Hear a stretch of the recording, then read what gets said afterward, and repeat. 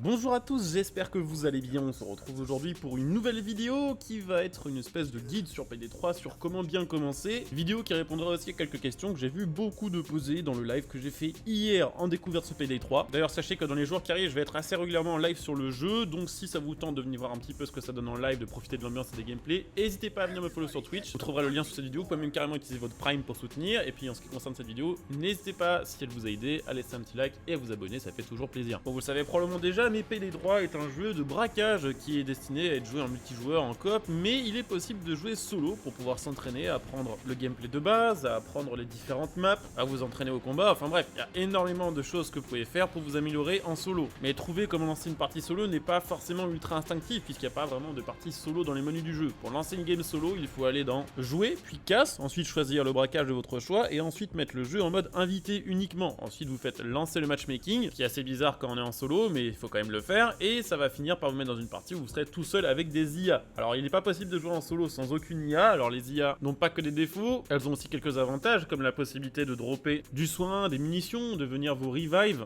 ou vous libérer si vous êtes menotté, mais il est vrai qu'elles restent un petit peu imprévisibles malheureusement, ce qui n'est pas forcément une mauvaise chose non plus pour vous entraîner solo, puisque les braquages sur Payday 3 ne se passent pas toujours comme prévu, donc pouvoir réagir rapidement en cas d'imprévu, ça peut être aussi une bonne manière de vous entraîner au jeu. En tout cas, jouer solo sans matchmaking avec des joueurs random, c'est possible de cette manière-là. Je voulais ensuite vous parler de quelques petites astuces et de quelques petites choses à savoir concernant les différentes zones du jeu. Il y a les zones publiques, les zones privées et les zones sécurisées. En zone publique, tant que vous n'avez pas votre masque et tant que vous ne tirez pas avec vos armes à feu, il n'y aura pas d'alarmes qui seront déclenchées, il n'y aura pas l'alerte qui sera donnée aux différents gardiens. Les zones privées, c'est un petit peu différent. Dès que vous êtes en zone privée, les différentes caméras du jeu peuvent vous spotter et les différents gardes ou policiers qui peuvent être présents sur place s'interrogeront sur la raison de votre présence sur les lieux. Sachez que dans ces zones, si vous êtes repéré alors que vous êtes en train de sprinter, d'être accroupi, de sauter ou d'être équipé de votre masque, l'alerte sera automatiquement lancée. Mais sachez qu'en cas de contrôle par un gardien par exemple sur votre présence sur les lieux, si vous ne faites rien des actions que je viens de citer, ils vous demanderont simplement de vous sortir des lieux en vous raccompagnant, et pour ça vous devrez rester dans le cercle qui sera autour d'eux, c'est un rayon de 2 mètres en gros, ce qui veut dire plusieurs choses. Déjà dans ces fameuses zones privées, tant que vous n'avez pas vos masques et que vous ne faites pas les actions précédemment citées et que vous restez à l'abri des caméras, vous pouvez quand même explorer relativement librement sans forcément lancer l'alerte. Et deuxième chose qui est très utile avec ce système de spottage par les gardiens, c'est qu'au moment où ils vont vous demander de les suivre pour sortir de la zone, c'est un moment où les gardiens vont bouger. Donc pendant que ce gardien bouge et qu'il sera focus sur vous, vos IA ou vos joueurs alliés pourront profiter du déplacement du gardien pour pouvoir se faufiler dans un passage qu'il checkait avant ou qu'il obstruait. Et sachez que même si vous faisiez quelque chose d'illégal entre guillemets sur le jeu, son réflexe ne sera pas de vous tirer dessus et de lancer l'alerte, mais de vous menotter et ensuite d'aller patrouiller pour chercher s'il y a d'autres gens louches dans le secteur. Donc à ce moment-là, il partira également de la zone et vous pouvez demander à vos collègues de venir vous démenotter et de vous sortir de ce mauvais pas. Par contre, sachez que dès que vous serez démenotté, les masques se mettront automatiquement et vous passerez en mode braquage. Donc là, si vous faites repérer, c'est directement l'alerte. En ce qui concerne les zones sécurisées, vous n'avez aucunement le droit d'être là avec ou sans masque, que ce soit en étant immobile ou en sautant, peu importe. Si vous êtes là, vous ferez forcément repérer, que ce soit par les gardes, par les caméras. Et là, ce sera vraiment l'alerte générale. Autre petit tips, je crois que c'était déjà le cas sur Payday 2, mais je vous avoue que ça fait tellement de temps que j'ai joué au jeu que je me rappelle pas. Mais sur Payday 3, prendre un maximum d'otages est extrêmement important, puisque dans le cas où vous feriez repérer dans un braquage qui tourne un peu mal, la première phase d'assaut de la police sera retardée par le fait de relâcher des otages. À chaque fois que la police vous demandera de relâcher des otages, si vous le faites, vous gagnerez 15 secondes de temps. C'est pour cette raison qu'il faut, en cas de repérage, éviter de tuer un maximum de civils et qu'il faut en prendre un maximum d'otages. Et pour ça, il y a un petit tips qui va être de bien choisir l'ordre dans lequel on fait les différentes actions. Puisque pour prendre un otage en otage, justement, il faut déjà appuyer sur la touche F pour le prendre en bouclier humain, et ensuite sur la touche A pour le relâcher, et ensuite, une fois au sol, il faut le menotter. Mais sachez que pour faire les choses le plus efficacement possible sur ce jeu-là, et pour éviter que les otages aient le temps de prendre la fuite, le plus intéressant est d'en prendre un maximum bouclier, de les relâcher et de les enchaîner comme ça avant de les menotter. Une fois que vous les aurez pris comme bouclier humain et que vous les aurez projetés au sol, de toute façon, ils ne bougeront plus et ils attendront gentiment d'être menottés. Donc mieux vous faire dans ce sens-là plutôt que prendre le bouclier, relâcher, menotter et ainsi de suite, parce que pendant tout le temps où vous les menottez, les autres sont en train de se barrer. Et plus vous avez d'otages, plus c'est du temps de gratter avant la phase d'assaut. Par contre, évidemment, dans cette phase où les policiers vous demandent de relâcher des otages, si vous tirez le moindre coup de feu, l'assaut sera lancé immédiatement. Ce sera donc trop tard pour libérer les otages et trop tard pour profiter de ces différentes sessions de 15 secondes, vous permettant d'avancer sereinement dans votre braquage. Je voulais ensuite un petit peu parler des armes et du système d'amélioration d'armes sur ce jeu, et des armes que je vous conseille pour bien commencer sur ce Payday 3. Ce qu'il faut savoir, c'est que sur ce jeu, au fur et à mesure mesure de l'XP que vous allez débloquer et des niveaux que vous allez passer, vous allez débloquer de nouvelles armes. Les armes sont payantes, elles sont d'ailleurs assez chères, mais les braquages rapportent quand même beaucoup plus de thunes que sur Payday 2. Donc ça se vaut, mais pour avoir plusieurs exemplaires d'une arme, il faut l'ajouter plusieurs fois à votre inventaire. Donc si vous voulez plusieurs fusils à pompe, il faudra le payer plusieurs fois. Sachez que chaque arme est améliorable sur le jeu avec différents modes. Ça peut être des accessoires de canon, des accessoires de crosse, des accessoires de visée, ça peut être tout un tas de trucs, et que pour débloquer des accessoires d'une arme, vous allez devoir jouer avec. Si par exemple je veux obtenir une nouvelle lunette sur mon fusil à pompe, je vais devoir jouer et faire des kills avec mon fusil à pompe en game. Sachez que les modes d'armes sont payants, ils sont beaucoup moins chers qu'acheter une nouvelle arme, et que globalement une arme avec full mode est bien plus efficace qu'une arme de base. Sachez par contre que si vous avez deux fusils à pompe et que vous voulez des accessoires sur les deux fusils à pompe, il faudra XP les deux fusils à pompe. Et par ça, je veux dire qu'il faudra les XP séparément, ce qui est par contre un petit peu dommage, puisque si vous voulez tous les modes sur votre fusil à pompe numéro 1, il faudra jouer par exemple 3 heures avec, et si vous voulez sur votre fusil à pompe numéro 2, faudra rejouer 3 heures aussi avec. Très clairement, ce que je vous conseille comme arme pour bien commencer sur Payday 3, ça va être les armes qui font beaucoup de dégâts par munition, et pas forcément les armes qui ont des très grosses cadences de tir, parce que les munitions sur Payday 3 ne sont pas infinies, et parce qu'on trouve pas toujours la bonne quantité de munitions, et que en cas d'assaut, ça peut vite devenir un gros problème. C'est pour cette raison que pour la plupart des braquages, je conseillerais quand même de jouer le fusil à pompe. La plupart des braquages étant en lieu clos, vous n'aurez pas forcément besoin d'une grosse distance. Les fusils à pompe sont extrêmement pratiques, ils font beaucoup de dégâts, ils peuvent atteindre plusieurs cibles en même temps, et surtout, puisqu'il ne faut que 2 ou 3 munitions pour abattre un policier, et que les policiers donnent 2 ou 3 munitions, vous avez quasiment munitions infinies avec une arme comme celle-ci, à condition de bien looter les cadavres. Une autre arme que je vous conseille, ça va être le SA-144, c'est un DMR, il est très puissant, il vous permettra aussi bien d'être efficace à courte portée qu'à moyenne portée qu'à longue portée. Vous pouvez l'équiper d'une lunette, vous pouvez le jouer comme il est de base. La plupart du temps, il faudra 2 ou 3 balles, comme pour le fusil à pompe, pour tuer un ennemi, ce qui veut dire que là aussi, vous pourrez récupérer beaucoup de munitions et quasiment ne jamais être à sec. Il est très modable, et l'avantage par rapport au fusil à pompe, c'est qu'il se recharge chargeur par chargeur, c'est donc plus rapide à recharger. Ce ne sont pas forcément les meilleures armes sur le jeu, mais pour commencer, c'est vraiment de très bonnes armes. Pour terminer, je voulais reparler du système de compétences, puisque c'est pas super instinctif. Les compétences sont réparties en plusieurs colonnes. La colonne de gauche, c'est la base qu'il vous faudra pour développer les compétences qui sont à droite. Les compétences tout à droite, c'est l'ultimate, le bonus max, on va dire, de la compétence que vous êtes en train de modifier et d'XP.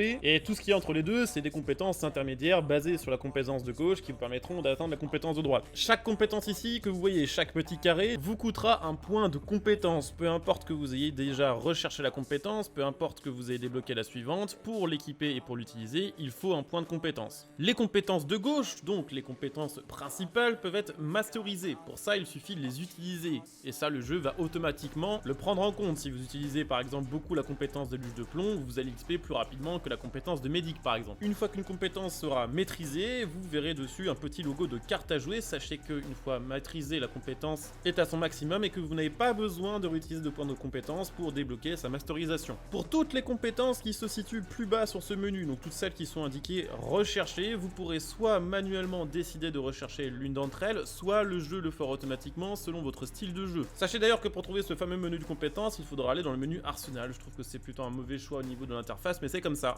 Sachez actuellement que sur le jeu, il y a 105 compétences, ce qui veut dire que vous devrez être au moins niveau 105 pour avoir assez de points de compétences pour tout XP. Évidemment, il y a des compétences qui sont plus intéressantes que d'autres, des compétences qui vont être évidemment à développer selon le style de jeu que vous développez, et ce sera l'objet d'une vidéo dédiée parce que c'est beaucoup trop long et parce qu'il y a beaucoup trop de choses à dire sur une vidéo comme celle-ci pour la mélanger avec une vidéo astuce de base. Autre petite astuce qui peut être assez intéressante, sachez que tous les QR codes et toutes les sécurités que vous avez débloquées via le téléphone sur le jeu peuvent être partagés avec vos coéquipiers. Donc par exemple dans une mission de braquage comme celle de la galerie d'art, un joueur qui trouve un QR code à l'autre bout de la map le transmettra automatiquement une fois ramassé aux autres joueurs, peu importe leur emplacement sur la map. Donc si vous trouvez un QR code et que votre allié à 50 mètres est à côté de la porte qu'il doit ouvrir avec le QR code, il peut l'ouvrir instantanément sans que vous ayez besoin vous-même de faire l'aller-retour, qui peut être très intéressant à savoir, notamment dans une séquence d'assaut par la police où on a déjà à faire face à beaucoup d'ennemis et beaucoup de difficultés. Sachez également, bon ça peut paraître basique comme astuce, mais que le lieu que vous choisirez pour combattre a une bonne importance. Ce que je veux dire par là, c'est qu'en cas d'assaut par la police, le plus intéressant pour limiter la durée de l'assaut et pour être sûr d'y faire face le plus simplement possible, c'est de rester à 4, de se mettre dans une pièce qui a le moins d'issues et d'entrées possibles, comme une chambre forte, comme certains locaux